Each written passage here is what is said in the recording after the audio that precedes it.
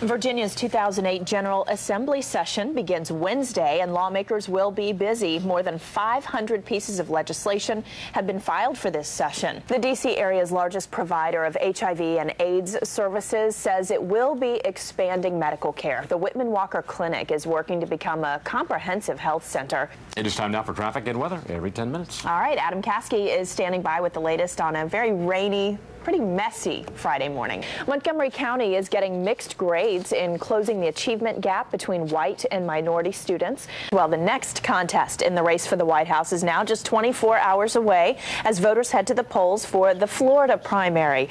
You're watching ABC 7's Good Morning Washington with Doug McElway, Alison Starling, meteorologist Brian Vandegraff Weather, and Lisa Baden Traffic. This is Good Morning Washington on your side. A man in Adrian, Michigan is charged with drunk driving, not in a car, but on a lawnmower. Police say he downed 2 bottles of wine Saturday night, drove his mower to a liquor store in a snowstorm. Police stopped him as he was riding home. They say he had 4 bottles of wine in a paper bag, and his blood alcohol level was 2.5 times the legal limit. This is Super Tuesday, and today the presidential candidates battle for what could be a big step towards their party's nomination. John McCain appears to be the Republican frontrunner, but the race between Senators Barack Obama and Hillary Clinton is way too close to call. One thing is for sure, Super Tuesday didn't decide much. This morning, Senators Hillary Clinton and Barack Obama are locked in a tight race for the Democratic nomination. We turn now to the Republicans. There were some big surprises last night, mainly in the southern states. Sarah Lee continues our live team coverage now from our newsroom. Well, Secretary of State Condoleezza Rice is in Afghanistan on an unannounced visit. They are prodding to Afghan officials to crack down on the resurgence of the Taliban. Thank you. And checking our top stories at 5:44 this morning, Virginia state transportation officials are now investigating their response to Tuesday's winter weather. I know. I was going to say, is it bad that looks really good to me? Yes, it's bad. At 5:46 in the morning. Really bad. Hey, Tim, thank you. It's 5:25.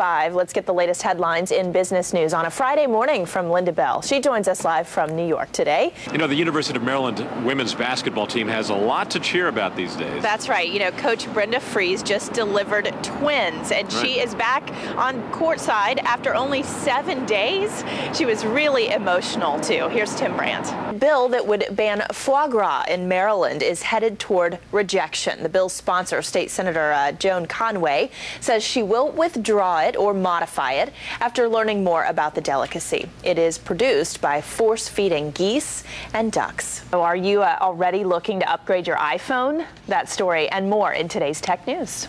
Looks like there will not be a ban this year on texting while driving in Maryland. This morning, VDOT is taking steps to avoid another traffic nightmare at the Mixing Bowl, like that one we saw during last month's ice storm.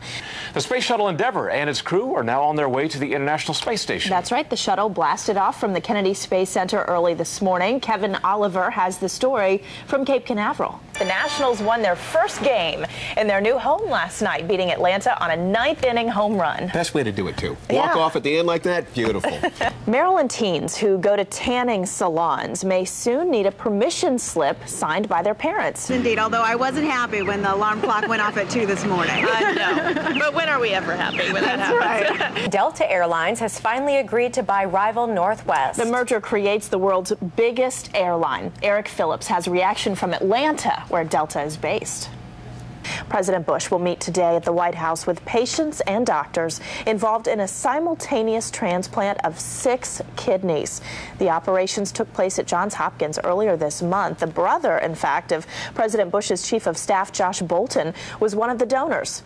There was more violence last night in D.C.'s 5th District, where 7 people have been killed in just the past 9 days. D.C. cab drivers want a judge to block the switch from zones to meter fare systems. So it's cool out there this morning, but it sounds like a really nice sunny day. It'll be a sunny day. We'll just be about 62. Yesterday we were at 62 as well, but we had a bit of that cool breeze. D.C. police continue to investigate a deadly shooting at a vocational school in Northeast. Well, here's a 30th birthday for you that most people probably will not be celebrating. It is the 30th birthday of spam, and we're not talking about the canned meat. We mean cyber spam, those relentless emails from unknowns that just flood your inbox. Well, you got 50 of those a day for Viagra. Viagra. At least. I know. And I have a spam blocker, and they still sometimes still get through. Yep. A disaster response center for people affected by Monday's tornadoes will be open in Suffolk, Virginia, at least through the weekend. In other news this morning, several construction workers are in critical condition today after a blast at a San Diego hotel.